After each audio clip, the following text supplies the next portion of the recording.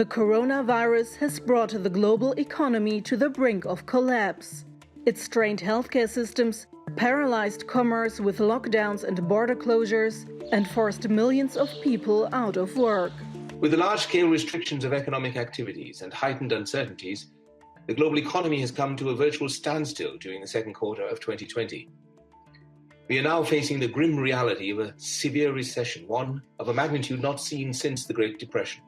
The UN projects the world economy will shrink by 3.2% this year, with contractions of 5% in developed countries and 0.7% in developing nations. This will erase nearly 4 years of global output gains, or around $8.5 trillion. To minimize the economic damage, governments have rolled out massive support packages. The US Congress has provided a nearly $3 trillion financial lifeline to households and businesses.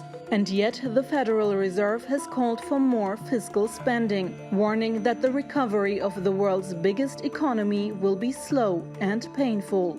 A prolonged recession and weak recovery could also discourage business investment and expansion, further limiting the resurgence of jobs as well as the growth of the capital stock and the pace of technological advancement. The result could be an extended period of low productivity growth and stagnant incomes. Many countries have started winding back their lockdowns, hoping to soon be virus-free. But the World Health Organization has warned that may never happen. It is very hard to predict when we will prevail over it. This virus may become just another endemic virus in our communities, and this virus may never go away. The United Nations has forecast a modest rebound in economic growth next year. But if the virus is here to stay, the threat of rising poverty and inequality looms larger. Sibel Karkus, TRT World. Well, for more on this, Joann Weiner joins us now from Washington, D.C. She's an associate professor of economics at George Washington University. Welcome to the program, Joann. So here we have the UN's latest World Economic Situation Prospects report, really outlining a grim forecast for the global economy, a conservative estimate of 3.2% contraction in 2020. Do you think that's about right, or should we expect an even greater decline in the economy? Well, when you get numbers as bad as a global decline of more than 3 percentage points of GDP, you're already shocked by that. But on the other hand, when we are hearing reports that this virus is going to be endemic, as we just heard on the report, it means that it's going to be very difficult for people to get back to work and to feel safe about it. So I wouldn't be surprised if the forecasts get revised with even worse news in the coming few weeks. Now, it's interesting because this report says it's actually the wealthier economies that'll be hit harder than the developing economies. As we heard in the story, the UN projects developing economies to shrink by 0.7% this year, whereas wealthier countries can expect an even greater decline. Why is that? Well, one of the things might be because you could say that the higher they are, the harder they fall. For lesser developed countries and people who are already places that are already on the verge of, just subsistence living in many cases, they're not as exposed as the developed world is, because we've got this global supply chain that we just don't know how to retrench and have it, basically block off the virus from coming in elsewhere. So countries like the United States are shutting down for good reason, because people don't want to go to work if they're afraid that they're going to get sick and not be able to be cured.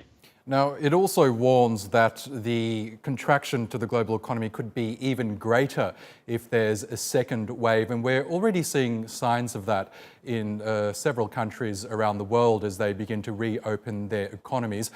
How big of a concern is this? Well, everyone should be incredibly concerned about a second wave, because it's human nature to say, I'm really tired of not working. I have to get out. I've got to earn some income. I've got to feed my family and feed myself and take care of people. But that just means that then there'll be an exposure and they'll start getting sick again. I think it's very hard to stop that. And one is really seeing here in the United States a split between the places that want to open up and the other ones that want to shut down. That's a real divide between the people who are able to survive on the savings they have and still get fed, and the people who are the ones out providing the food and who don't have the savings. Now, the U.S. government does stand ready to more or less provide whatever is needed to keep the people from starvation, but it doesn't stop a second wave from coming once we reopen and then have to shut down again. And just looking further at the US, we've just got the latest job numbers out of Washington. They show almost 3 million more people lost their jobs last week. And we've heard the US Fed Chair Jerome Powell urge for even more government support. What more needs to be done in order to protect the US economy? Well, I have a big sigh because it's very difficult. This is nothing is like this. I mean, the pandemic of 100 some years ago was in a totally different world. We weren't connected the way that we are now. That said, the U.S. government is a strong economy. It is possible that we can borrow the money that is needed to then pay people so that they can survive. But again, it's going to be a very different world. It's hard to see how some businesses come back. Retail, the idea of going in and trying on clothes and all is going to be, it'll be a different world. Restaurants, flying, transportation, holidays, that's all going to be difficult. The world will be different, but it's not going to, we're not going to disappear. This isn't the end of the world. Well, let's hope that's the case. Joann Weiner in Washington, thank you so much for joining us on the program.